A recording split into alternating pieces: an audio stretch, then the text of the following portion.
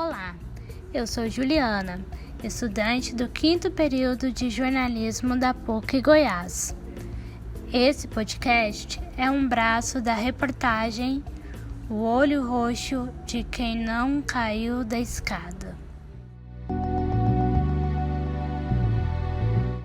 Olá, meu nome é Franciele Nunes e hoje entrevistamos a Carol Constantino para falarmos sobre a violência contra mulheres com deficiência.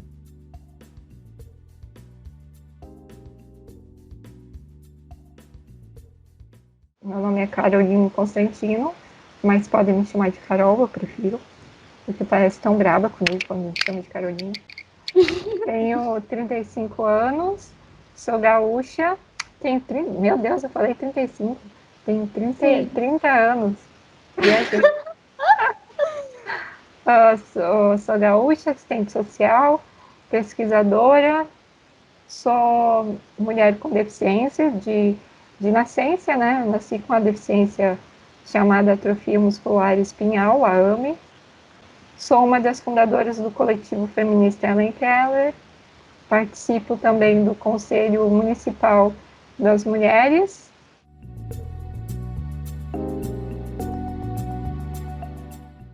No contexto da pandemia, quais as dificuldades que as mulheres com deficiência encontram para denunciar seus agressores?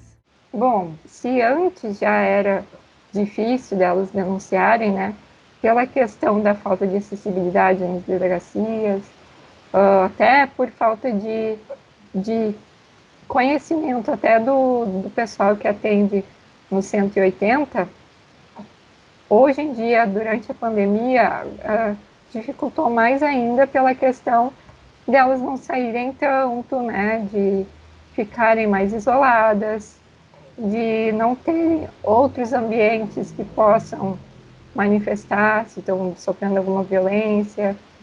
E não só, por exemplo, antes da pandemia, muitos frequentavam associações, entidades para fazer tratamentos de saúde, e lá nesses ambientes é onde até os próprios profissionais ficavam observando, sabe? É uma oportunidade dos profissionais observar se tem algumas atitudes que dá para desconfiar, que tenham sofrido violência, mas e agora não tem mais isso, porque tudo fechou, então elas estão mais em casa, isoladas, o tempo todo com seus familiares, o tempo todo com seus cuidadores, então isso tem intensificado demais, sabe? A questão da violência doméstica e familiar. É muito preocupante.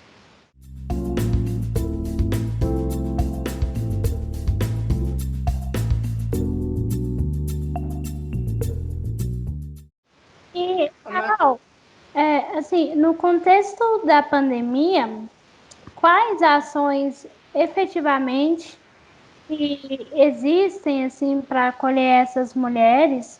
E se não existem, o que as associações, né, você mencionou aí que elas frequentavam o instituto e tal, mas o que as associações que recebem esses casos poderiam fazer para acolher essas mulheres?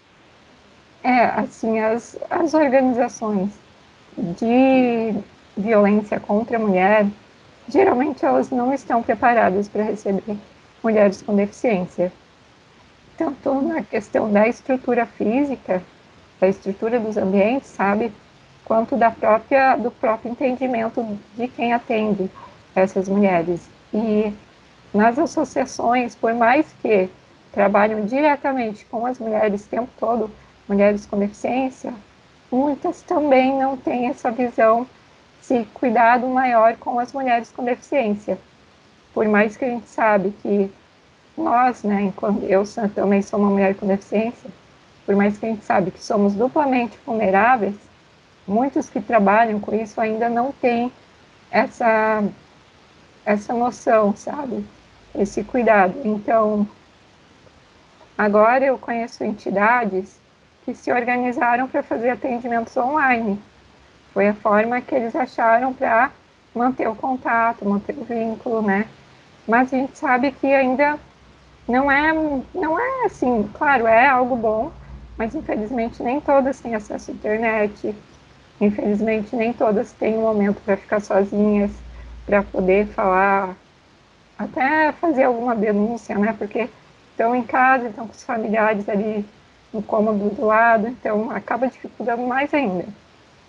Então, assim, para resumir, né, gurias, a questão de não serem ainda totalmente adaptadas para receber essas mulheres, eu acho que o melhor caminho, que sempre usam a desculpa que até para adaptar os lugares gastam demais, né?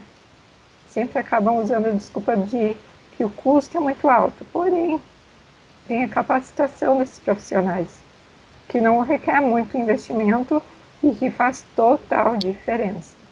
Então, quando os profissionais se interessam e pesquisam mais sobre esses assuntos, acabam mudando muito e pode evitar muitas violências.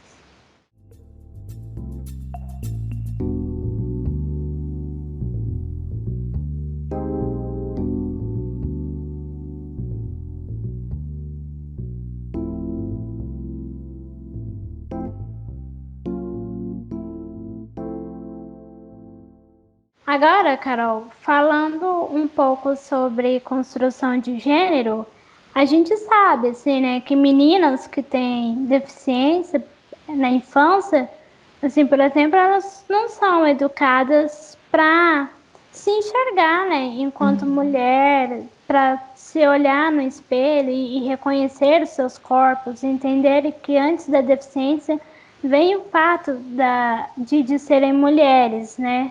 Uhum.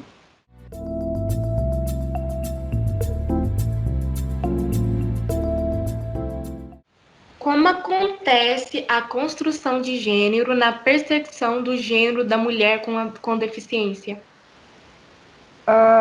Eu vou usar muito da minha experiência, sabe? E do que eu observo também com outras mulheres com deficiência. Fica à vontade. No caso, o reconhecimento do gênero das mulheres com deficiência, principalmente das deficiências congênitas, ela acontece de forma muito tardia. E tem vários motivos para isso acontecer. Primeiro, né, da mídia. A gente não vê mulheres com deficiência na mídia, em novelas, em propagandas de lingerie, por exemplo. Raramente a gente encontra. Hoje, até aos poucos, a gente está encontrando mais, mas são raros ainda. E quando coloca uma mulher com deficiência lá, é a mais perto do padrão possível. Então, isso também contribui para que as meninas e jovens com deficiência demoram para se reconhecer enquanto mulheres. Outra questão é o tratamento da família e da sociedade também com elas. Mesmo crianças, jovens e ainda adultas, a família ainda as tratam de forma infantilizada. Não só a família, mas a sociedade infantilizam as mulheres com deficiência, não enxergam elas como mulheres com deficiência, né? Então, eu, por exemplo, tenho 30 anos e ainda sou a criança da casa, sabe? Minhas tias perguntam para minha mãe, como é que tá as crianças? Então, acaba sendo uma coisa muito recorrente. E também a questão, eu acho que até da própria educação sexual, que não acontece nas escolas, que seria fundamental para trazer esses assuntos para todas as crianças e também para as crianças com deficiência, para as meninas com deficiência, né? Porque além delas de contribuir para o reconhecimento delas enquanto mulheres, também é contribuir demais para evitar várias violências. Então, eu acho que é mais ou menos nisso, sabe?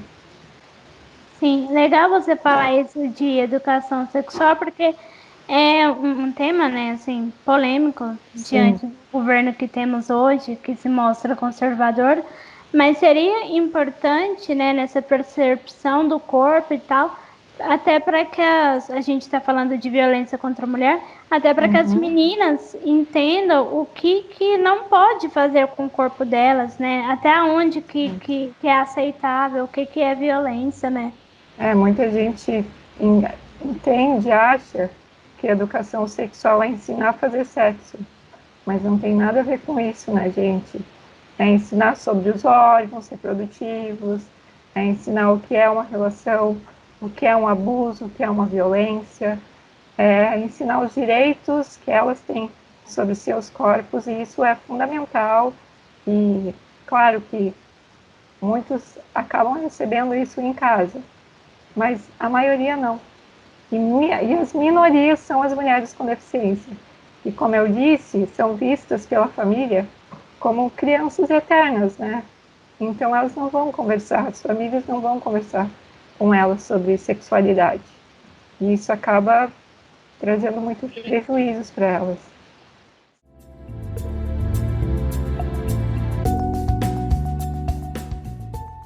Como as mulheres com deficiência estão incluídas na Lei Maria da Penha? É muito interessante falar sobre isso. Primeiro, para começar, pela questão da Maria da Penha, né?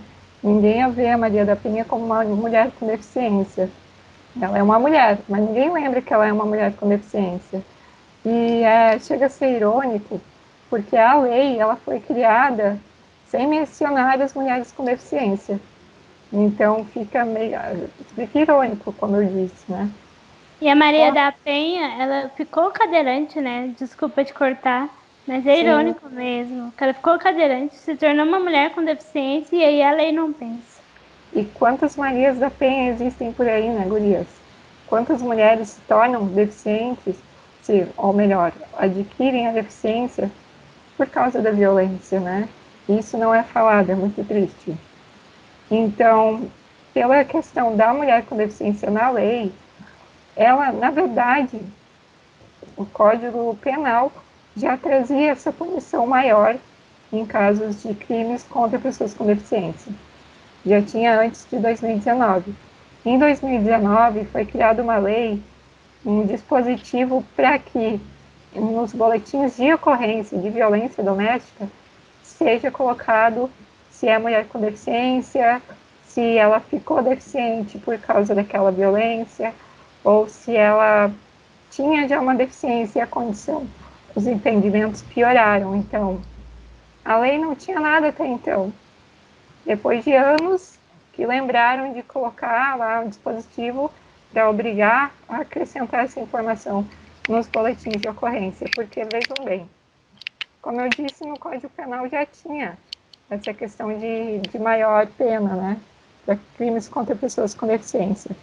Mas, quando ocorria um crime contra a mulher, não acontecia isso, porque não tinha no boletim, não diziam que aquela mulher tinha deficiência. Então, eles eram punidos como qualquer outro crime de violência doméstica. Então, isso foi um grande avanço, né? E, além de que, com esses números, com essa notificação de deficiência, a gente vai poder até mapear o número de vítimas com deficiências, que até então a gente não tem, de fato, né, esses números corretos. Então, vai ser maravilhoso, porque eu gosto muito de ter esperança de um futuro com políticas públicas voltadas para isso.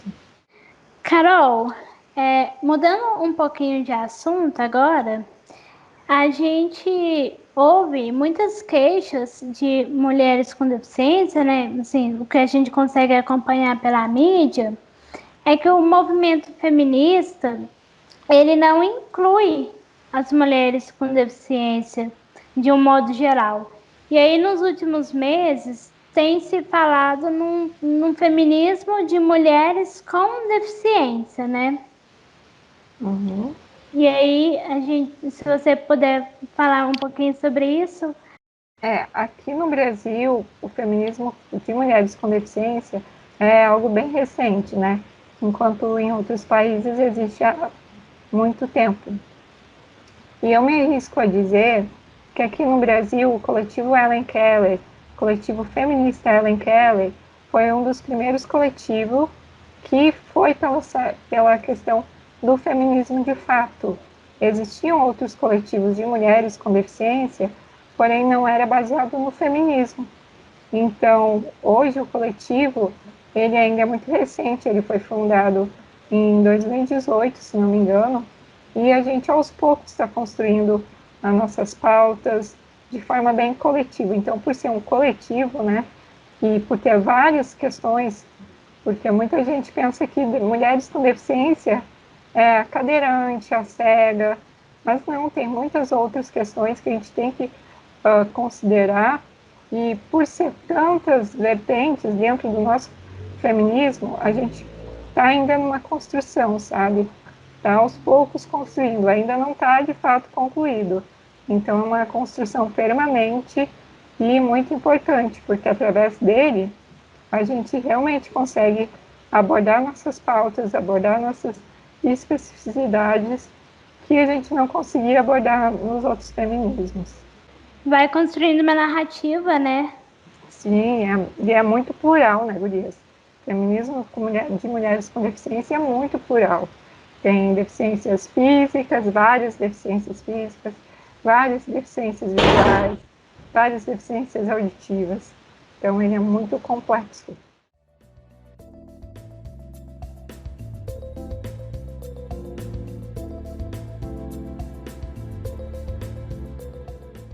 De que forma o feminismo de mulheres com deficiência colabora no combate da violência sofrida por elas? Se baseando no coletivo feminista Helen Keller, a gente busca sempre discutir, quando é possível, a questão da violência contra mulheres com deficiência, né? E principalmente a gente fez um guia, lindo guia completo, onde dentro dele a gente fala sobre a Lei Maria da Penha, a gente fala sobre questões de direitos sexuais e reprodutivos, e também tem um capítulo incrível sobre violência contra mulheres com deficiência. É uma forma que a gente encontrou de compartilhar informações, né, de forma gratuita, com o máximo de número de pessoas possíveis, não só com mulheres com deficiência, compartilhar com mulheres com deficiência, mas também compartilhar com pessoas sem deficiência, que atuam com isso, né, trabalham com isso. E sempre que tem a oportunidade da gente divulgar esse guia, a gente está divulgando, porque é um instrumento muito rico.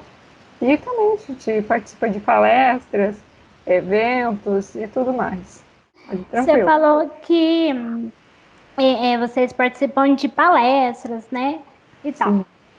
Agora, na pandemia, tá tendo algum tipo de ação, assim, para continuar com esse trabalho? Será lives, vídeos? A gente fez até algumas ações, mas infelizmente voltadas mais para a questão da pandemia, que acaba sendo algo mais urgente, né, de fato, embora a questão da violência tenha, com certeza, tenha aumentado, né, mas a gente acabou focando mais na pandemia, porque até ontem as pessoas com deficiência ainda não tinham sido incluídas como grupo de risco, né? Muitas pessoas com deficiência ainda não estão sendo vacinadas, então a gente teve maior preocupação com a pandemia, mas sobre violência, infelizmente, não.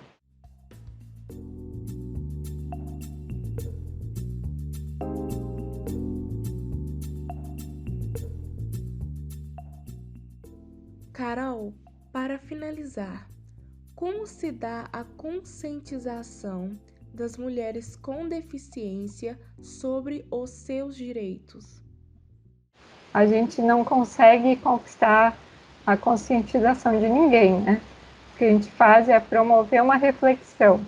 Então, sempre que a gente pode, as meninas do coletivo, eu mesma, sempre que a gente pode, a gente está promovendo discussões, debates, está divulgando guia, para que haja essa reflexão das mulheres com deficiência, mas das pessoas sem deficiência também, né, claro, mas com certeza o nosso foco são as mulheres com deficiência, a gente conversa diretamente com elas, né, de forma totalmente acessível, porque a gente reconhece todas as questões da acessibilidade ainda que é muito precária. Então, por exemplo, o nosso guia é totalmente acessível, dá para utilizar leitor de tela, tem audiodescrição e uma linguagem bem clara para todas as pessoas com deficiência, sem deficiência acessarem e entenderem mais sobre esse assunto. Mas, assim, para quem quiser acessar esse guia, como que faz? A gente tem lá no Instagram e tem no Facebook também o link para baixar diretamente lá de forma gratuita, ou como às vezes é difícil de encontrar, dá para mandar uma mensagem no direct que a gente compartilha ele. E também tem outros materiais além do guia, né?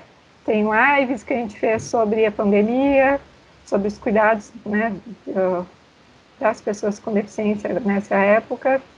Tem outras informações sobre a questão do feminismo também.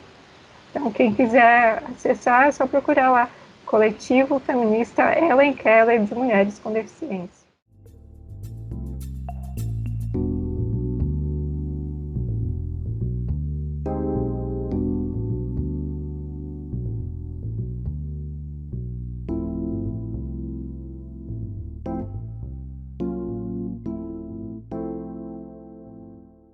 Carol, eu quero te agradecer muito por essa conversa, né? Foi uma entrevista assim, muito elucidativa para mim, que sou mulher com deficiência, para a Fran, acredito também. E assim, como você falou, essa reflexão ela tem que acontecer até pelas pessoas que não têm deficiência também, né? Principalmente por elas. Então, assim, nossos agradecimentos a essa colaboração para o nosso trabalho. Eu também agradeço muito a oportunidade de estar aqui com vocês, de estar ao lado da Juliana, da Fran, da Franciele e a Fran, não sei se ela caiu. Ah, não. Foi muito importante porque eu tenho uma mãe que ela é deficiente auditiva, ela perdeu a audição aos 20 anos de idade e essa entrevista foi muito importante para mim, então quero te agradecer muito, obrigada mesmo. E desculpa pela falha na internet. Capaz, gurias. Eu tenho que agradecer, e como eu disse, que para ter mudança tem que ter momentos como esse de reflexão, para a gente provocar reflexão nas pessoas. Eu acho que vocês vão conseguir fazer isso com o trabalho de vocês. Obrigada de verdade.